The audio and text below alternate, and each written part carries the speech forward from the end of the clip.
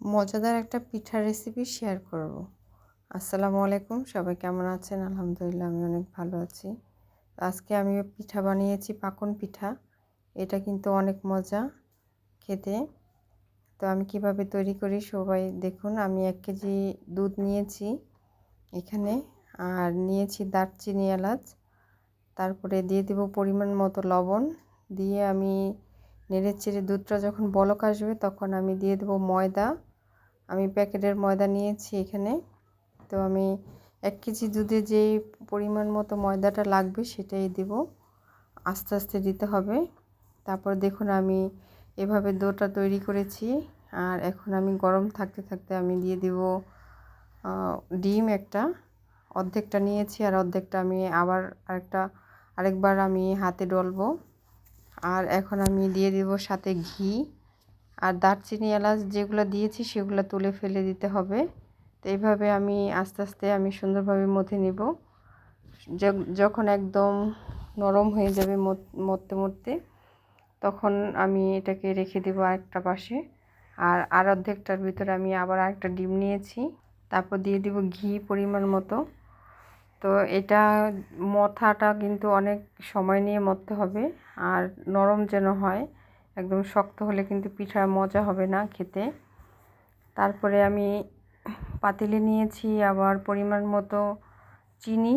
আমি 1.5 কাপ নিয়েছি চিনি, আর 4 কাপ নিয়েছি পানি। পানির পরিমাণটা বেশি দিতে হবে, কারণ এখানে আমি শিরাটা যেটা বানাবো সেটা একটু পাতলা শিরা হতে হবে। আর এখানে আমি দারচিনি, এলাচ দিয়েছি, আর সামান্য একটু লবণ দিতে হবে, কারণ তাহলে মিষ্টিটা ভালো লাগে খেতে। তো আর যার যা ইচ্ছা, যে লবণ দিবেন আর যে না দিলে নাই। আর এখন আমি এটাকে ভালোভাবে জাল করে নেব যখন একদম বলক এসে যাবে। আর তারপর 2-3 মিনিট আমি এটাকে জাল করে একদম ফুটিয়ে নেব।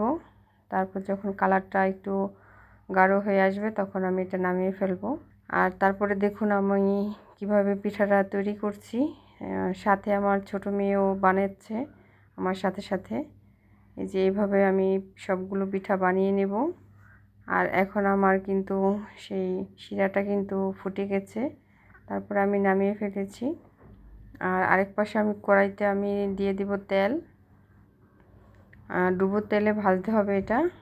তেলটা যখন গরম হয়ে যাবে তখন আমি পিঠাগুলো দিয়ে দেব। তো দিয়ে আমি ভালোভাবে এটাকে ভেজে নিব। আর একদম আস্তে আস্তে জালে ভাজতে হবে। বেশি তাপ বাড়িয়ে দিলে কিন্তু পুড়ে যাবে, কারণ এটা দুধের পিঠা। দুধ দিয়ে যেহেতু কাহিটা করেছি, তো এটা আস্তে ভাজলে ভালো হয়। তো এখন আমার পিঠাগুলো কিন্তু ভাজা হয়ে গেছে দেখুন। তারপর আমি আবার আরেকটা দিয়েছি কড়াইতে। পিঠাগুলো দিয়ে আমি আবার ভেজে নেব। যখন সুন্দরভাবে ভাজা হয়ে যাবে তখন আমি এগুলো শিরাতে দিয়ে দেব। দেখুন আমি পিঠাগুলো কিন্তু শিরাতে দিয়ে দিচ্ছি। আর যখন শিরাটা একদম খেয়ে নিবে তখন পিঠাগুলো ফুলে একদম সুন্দর হয়ে যাবে। দেখুন পিঠাটার ভিতরে কত সুন্দর হয়েছে। বাসায় সবাই ট্রাই করবেন। তো আল্লাহ হাফেজ, আসসালামু আলাইকুম।